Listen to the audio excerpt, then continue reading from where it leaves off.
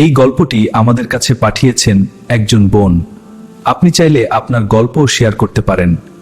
আপনার গল্প হতে পারে পরবর্তী ভিডিও। তার সৌন্দর্য ছিল আশীর্বাদ, কিন্তু সে এটাকে বানিয়ে ফেলেছিল অন্যের সংসার ভাঙার অস্ত্র।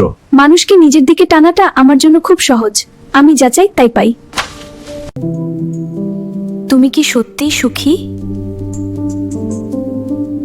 আমি তোমাকে অন্যরকম জীবন দেখাতে পারি।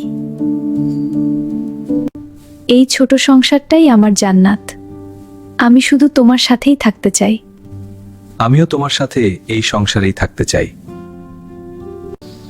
আমি জানি না কেন, কিন্তু আমি তার দিকে টান অনুভব করছি। কার দিকে? জানি না, শুধু মনে। আমার স্বামী কেন বদলে যাচ্ছে? কি হচ্ছে আমাদের মাঝে? তুমি আমাকে ছেড়ে যাচ্ছ? আমি কি এতটাই অযোগ্য হয়ে গেলাম? আরেকটা সংসার ভাঙল। এটাই আমার জেতা। হে আল্লাহ, আমার সংসার ভেঙে গেছে, কিন্তু আমি আশা হারাইনি। যে আমার জীবন নষ্ট করেছে তাকে হেদায়েত দিন। আমি বিচার আপনার উপর ছেড়ে দিলাম। মানুষের কাছে বিচার না পেলেও আমি জানি আপনি আছেন।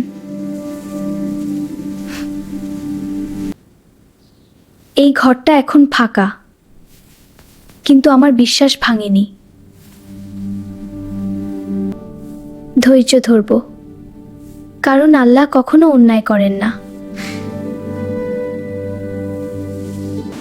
দুনিয়ায় বিচার দেরি হতে পারে, কিন্তু আখিরাতে কখনো দেরি হয় না। আমার চারপাশে যেন অন্ধকার। আমি কি ভুল করেছি? আল্লাহর উপর ভরসা রাখলে মন শান্ত হয়ে যায়।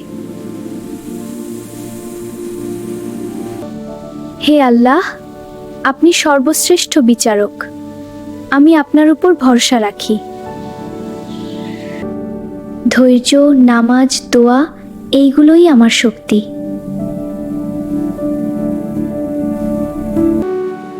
আমি বুঝতে পারলাম আমি ভুল পথে ছিলাম। এই দুনিয়া ক্ষণস্থায়ী, কিন্তু আখিরাতের বিচার চিরস্থায়ী।